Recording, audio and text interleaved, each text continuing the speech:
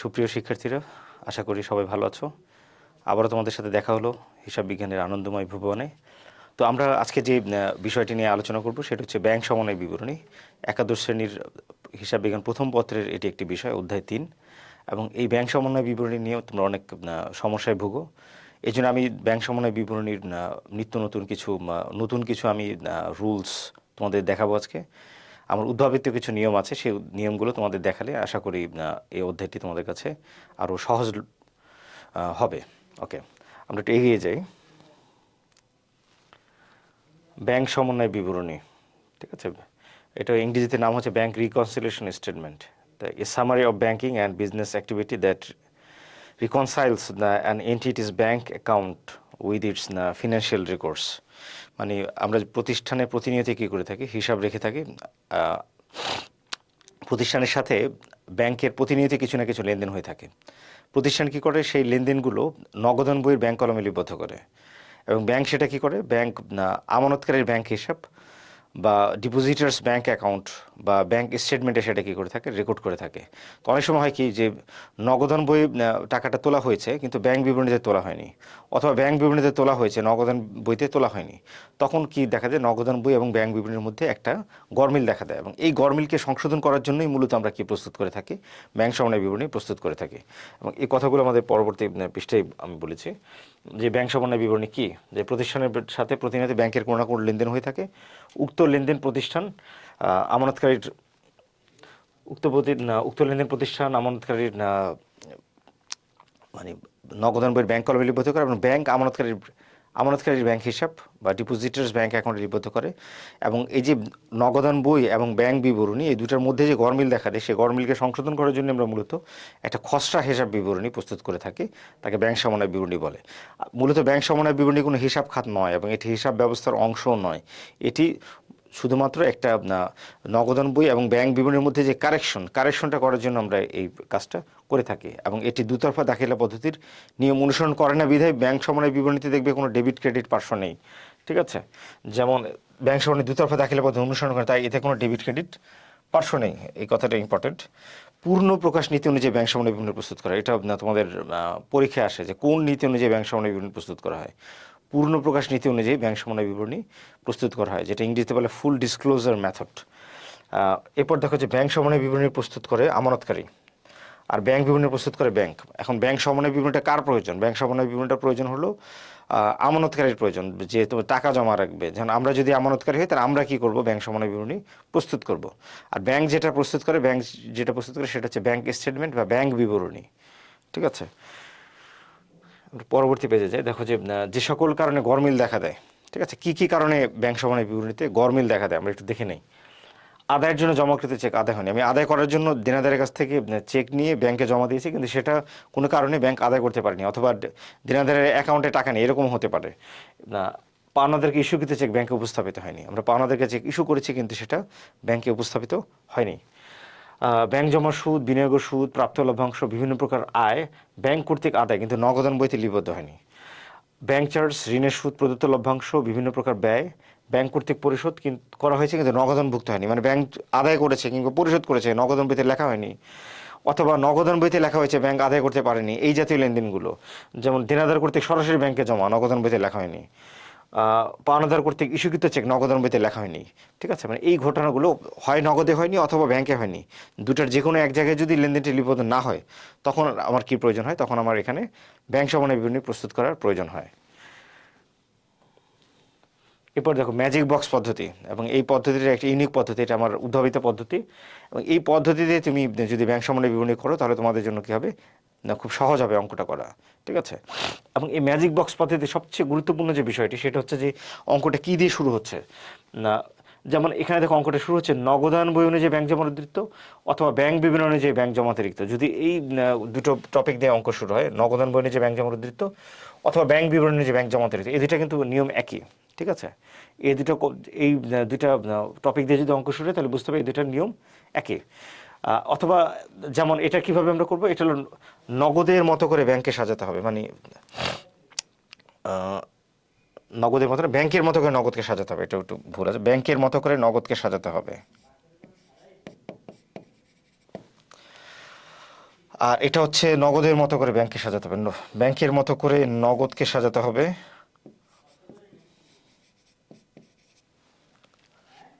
আর নগদের মতো করে ব্যাংকে সাজাতে হবে।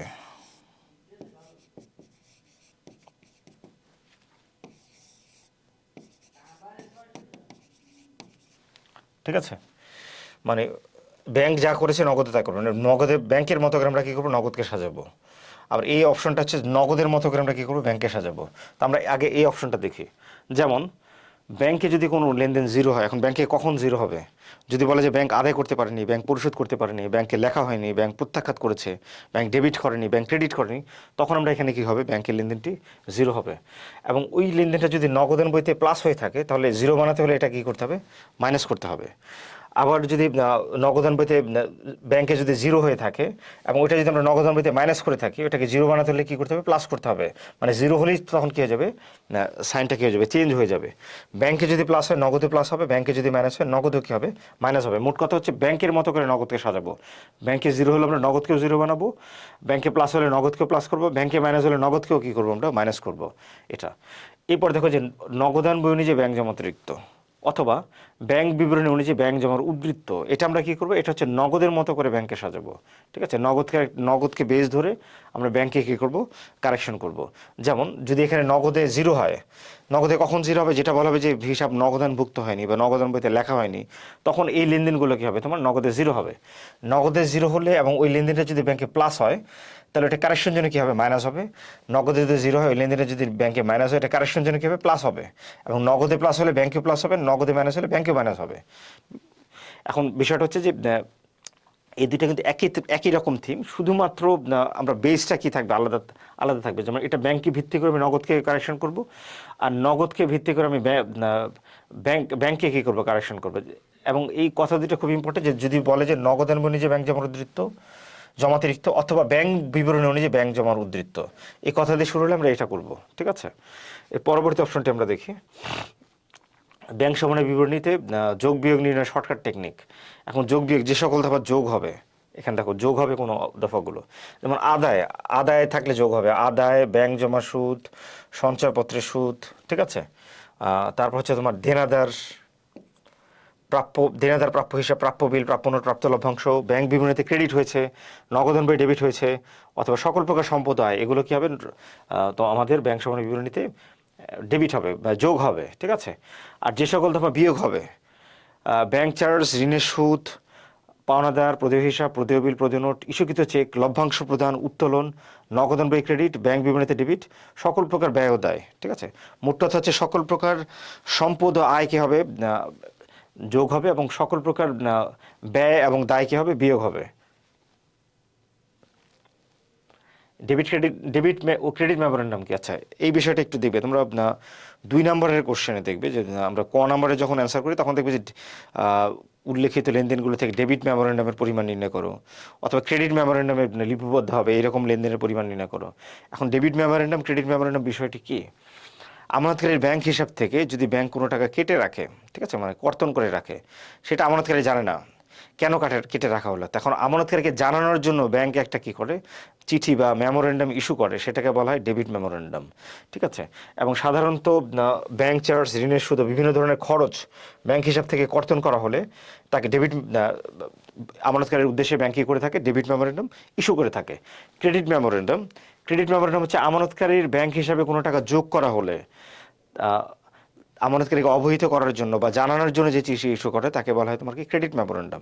তবে বর্তমান সময়ে কিন্তু এই ডেবিট মেমোরেন্ডাম, ক্রেডিট মেমোরেন্ডাম প্রচলন তেমন একটা নেই, কারণ এখন বর্তমান সময় হচ্ছে আধুনিক যুগ, মোবাইলে মেসেজ চলে আসে। ঠিক আছে, যে কেন টাকা কেটে রাখা হলো, কেন তার অ্যাকাউন্টে টাকা যোগ হলো, সম্পূর্ণ ডিটেলস কিন্তু তোমার মোবাইলে কি আসে, চলে আসবে।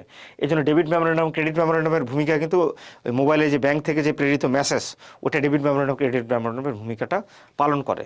এবার দেখো, সাধারণত ব্যাংক জমার সুদ, বিনিয়োগের সুদ, বিভিন্ন ধরনের আয় ব্যাংক হিসাবে যোগ করা হলে ক্রেডিট মেমোরেন্ডাম ইস্যু করা হয়। ঠিক আছে, এটা মোট কথা আয়ের জন্য ক্রেডিট মেমোরেন্ডাম আর ব্যয়ের জন্য হচ্ছে ডেবিট মেমোরেন্ডাম। এরপর আমরা অপশনটি দেখি, গাণিতিক সমস্যা সমাধান। ঠিক আছে, এখানে দেখো কি আছে, যেমন আমরা প্লাস মাইনাসের হিসাবটা করবো যে কোনগুলো প্লাস হবে কোনগুলো মাইনাস হবে, মানে ম্যাজিক বক্সের প্রয়োগ। আমি যে তোমাদের শুরুতে একটা ম্যাজিক বক্স বলেছিলাম, ওই ম্যাজিক বক্সটার প্রয়োগ এখানে আমরা দেখাবো।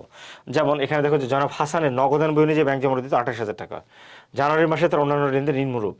তাহলে অঙ্কটা শুরু হয়েছে কি দিয়ে, এটা একটু খেয়াল করো। নগদান বই অনুযায়ী ব্যাংক জমা দিত, অঙ্কটা শুরু হয়েছে নগদান বই অনুযায়ী ব্যাংক জমা দিত, মানে ব্যাংকের মতো করে নগদকে কি করতে হবে, সাজাতে হবে। তো প্রথম কি বলেছে, দেনাদারের নিকট থেকে আদায়ের জন্য জমাকৃত চেক 8,000 টাকা ব্যাংক কর্তৃক আদায় হয়নি। ব্যাংক কর্তৃক আদায় হয়নি মানে ব্যাংক আদায় করতে পারেনি। ব্যাংক যদি আদায় করতে না পারে, পরিশোধ করতে না পারে, ব্যাংকে লেখা হয়নি, ব্যাংক ডেবিট করেনি, ব্যাংক ক্রেডিট করেনি, ঠিক আছে, এই জাতীয় কথা থাকলে ব্যাংকে কী হবে, লেনদেনটা জিরো হবে। ঠিক আছে, ব্যাংকের লেনদেনটা হবে জিরো। ঠিক আছে, তাহলে আদায়, আদায় শব্দ থাকলে কি হয়, আমরা একটু আগেই দেখলাম যে প্লাস মাইনাসের হিসাব যে দেখলাম এখানে, যে আদায় শব্দ থাকলে কি হবে, আদায় শব্দ থাকলে কি হবে, প্লাস হবে, যে সকল তারপর যোগ হবে, আদায়, ব্যাংক জমার সুদ, বিনিয়োগের সুদ, সঞ্চয়পত্রের সুদ, মানে সকল প্রকার সম্পদ এবং আয় কি হবে, প্লাস হবে। আর সকল প্রকার ব্যয় এবং দায় কি হবে, মাইনাস হবে। তো এরপরের অপশনটু কি দেখো এখানে, মাইনাস দেনাদারের নিকট থেকে আদায়ের জন্য জমাকৃত থেকে 8,000 টাকা, যে ব্যাংক কর্তৃক আদায় হয়নি, ব্যাংকে জিরো। আমরা যদি এটা আদায় করে থাকি, আদায়ের জন্য আমরা প্রথম কী করবো, নগদে প্লাস করেছিলাম, আমরা ভেবেছিলাম এটা আদায় হবে, এই ভেবে আমরা প্লাস করেছিলাম। পরবর্তীতে যেহেতু আদায় হয়নি, ব্যাংকে জিরো আছে, এখানে জিরো বানানোর জন্য আমরা কী করতে হবে, এটাকে মাইনাস করতে হবে, তাহলে প্লাস মাইনাস জিরো হয়ে যাবে, দুই সেট সমান হয়ে যাবে। 2 নম্বর লেনদেনটা দেখি আমরা কী বলেছে। 2 নম্বর লেনদেন বলেছে যে পাওনাদারকে ইস্যুকৃত চেক যথাসময়ে ব্যাংকে উপস্থাপিত হয়নি, মানে ব্যাংকে উপস্থাপিত হয়নি, মানে ব্যাংকে মনে করো 31 ডিসেম্বরের মধ্যে উপস্থাপিত হওয়ার কথা ছিল, পাওনাদারকে আমরা চেক দিয়েছি, তো পাওনাদার ডিসেম্বরের পরে গিয়ে কী করেছে, চেকটা ব্যাংকে সাবমিট করেছে। তো আমি যখন 31 ডিসেম্বর তারিখের হিসাবের সাথে মিলাবো আমার নগদান বইয়ের, তখন কিন্তু আমি ওই লেনদেনটা এখানে পাবো না। তখন আমি কী করবো, ব্যাংকে তখন কী হবে, লেনদেনটা জিরো থাকবে, যেহেতু ব্যাংকের সাথে লেনদেন হয়নি, ব্যাংকে জিরো। ইস্যু শব্দ আছে, পাওনাদারকে ইস্যু করেছে, পাওনাদার দায়, ইস্যু করলে কি হতো, আমার অ্যাকাউন্ট থেকে টাকাটা কাটা যেত, এই জন্য এটা কি হবে, নগদ থেকে আমরা কি করেছিলাম, মাইনাস করেছিলাম। ঠিক আছে, যেহেতু এখানে জিরো আছে, এটাকে কারেকশন জন্য কি করতে হবে, এটাকে প্লাস করতে হবে, পরবর্তী এটা প্লাস হবে, তাহলে প্লাস মাইনাসে কি হয়ে যাবে, সমান হয়ে যাবে। এরপর দেখো আদায়ের জন্য জমাকৃত চেক ব্যাংক কর্তৃক প্রত্যাখ্যাত হয়েছে, ব্যাংক ফিরিয়ে দিয়েছে, প্রত্যাখ্যাত করে ফেলেছে।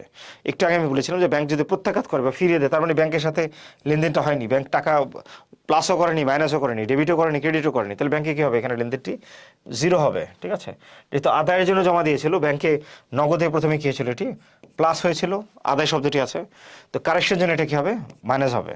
ঠিক আছে, মাইনাস করলে প্লাসে মাইনাসে জিরো সমান হয়ে যাবে। 4 নম্বর, বিনিয়োগের সুদ ব্যাংক কর্তৃক আদায়। ব্যাংক কর্তৃক আদায়, কে আদায় করেছে, ব্যাংক আদায় করেছে, ব্যাংকের লেনদেনটি কী হবে, প্লাস হবে। নগদেও কী হবে, যেহেতু দুই সেট সমান রাখতে হবে, নগদে এটা প্লাস হবে। বাট্টাকৃত প্রাপ্য বিল 2,800 টাকা, নগদান বইতে 3,000 টাকা লেখা হয়েছে, বিল বাট্টা করেছি 2,800, কিন্তু নগদান বইতে লেখা হয়েছে কত, 3,000। এইটা আমরা একটা কাজ করতে পারি, আমরা লিখে দেখতে পারি যে কী হয়েছে। নগদান বইতে লেখা হয়েছে 3,000, পুরা মূল্য লিখেছি নগদান বই, কিন্তু আমি ব্যাংকে লেখা আছে 2,800। তো যেহেতু ব্যাংকের মতো করে নগদকে সাজাতে হবে, ব্যাংকে যেহেতু 2,800 আছে, নগদেও কত হতে হবে, 2,800 হতে হবে, তাহলে এখানে 200 টাকা বেশি আছে, তো আমি 200 টাকা এখানে কী করবো, মাইনাস করবো। ঠিক আছে, তাহলে এখানে 200 টাকা কী হচ্ছে, মাইনাস হচ্ছে, মাইনাস হলে কী হয়ে যাবে, দুই সাইড সমান হয়ে যাবে, ব্যাংক এবং নগদ।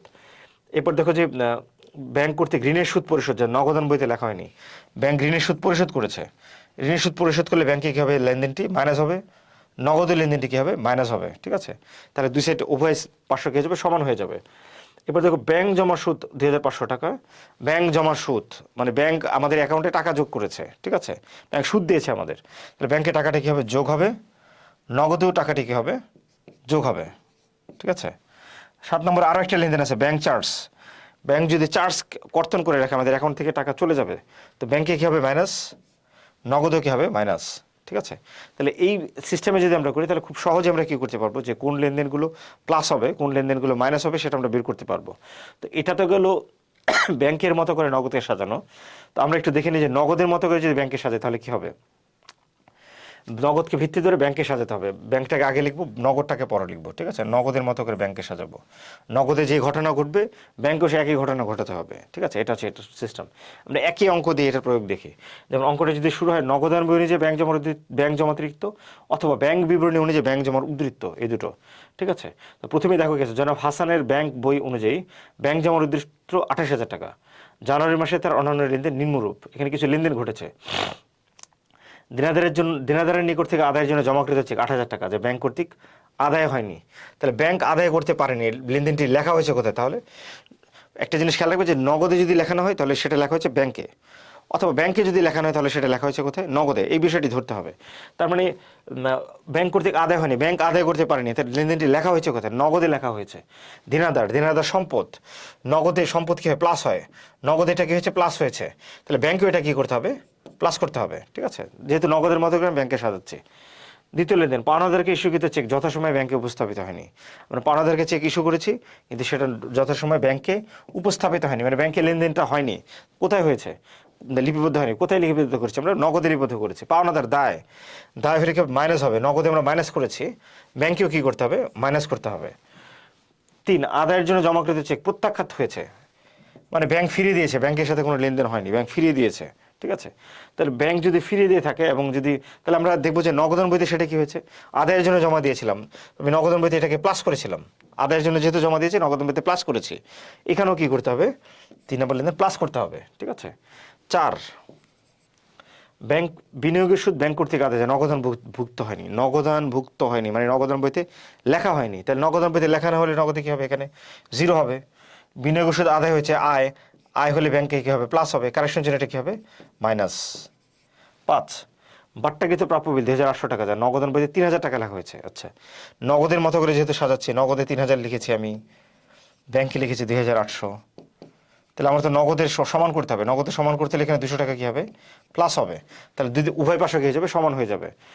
এরপর দেখো ব্যাংক কর্তৃক ঋণের সুদ পরিশোধ, যা নগদান বইতে লেখা হয়নি, নগদান বইতে লেখা হয়নি, নগদে কী হবে, 0 যেহেতু লেখা হয়নি। ঠিক আছে, ব্যাংক কর্তৃক ঋণের সুদ পরিশোধ, ঋণের সুদ পরিশোধ করেছে, ব্যাংকে মাইনাস, এটাকে কারেকশন জন্য কী করতে হবে, প্লাস করতে হবে। ঠিক আছে। 7, ব্যাংক জমা সুদ ও ব্যাংক চার্জ নগদান বইতে লেখা হয়নি। আচ্ছা, ব্যাংক জমা সুদ নগদান বইতে লেখা হয়নি, নগদে কী হবে, 0 যেহেতু নগদান বইতে লেখা হয়নি। ব্যাংক জমা সুদ ব্যাংকে প্লাস হয়েছিল, এটা 0 বানাতে কী করতে হবে, কারেকশন করার জন্য মাইনাস করতে হবে। আবার ব্যাংক চার্জের জন্য ব্যাংক নগদে কী হবে, লিপিবদ্ধ হয়নি, 0, প্রথমে মাইনাস হয়েছিল ব্যাংক চার্জের জন্য, পরে কারেকশন জন্য কী হবে, প্লাস হবে। তো এই ছিল আমাদের ম্যাজিক বক্সের প্রয়োগ। তো আমরা যদি এই ম্যাজিক বক্সকে ফলো করি তাহলে আমরা খুব সহজেই ব্যাংক সাবরণের বিবরণী প্লাস মাইনাস বের করতে পারবো এবং অঙ্ক করতেও কী হবে, আমাদের সুবিধা হবে। তো সবাইকে ধন্যবাদ জানাচ্ছি। তোমরা সবাই আমার চ্যানেলটাকে, চ্যানেল এবং ফেসবুক পেজকে কী করে রাখবে, সাবস্ক্রাইব করে রাখবে এবং ফলো করে রাখবে, স্বপ্ন দ্য ম্যাজিশিয়ান অফ অ্যাকাউন্টিং এই পেজটিতে। তো সবাই ভালো থেকো, সুস্থ থেকো। আজ এই পর্যন্তই, আল্লাহ হাফেজ।